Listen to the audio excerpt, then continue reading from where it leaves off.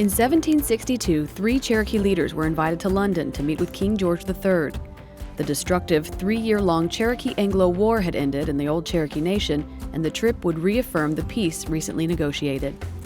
The voyage took a month from Hampton, Virginia to Plymouth, England, where they arrived on June 16, 1762. From the moment their ship arrived in port, the chiefs were treated as international celebrities.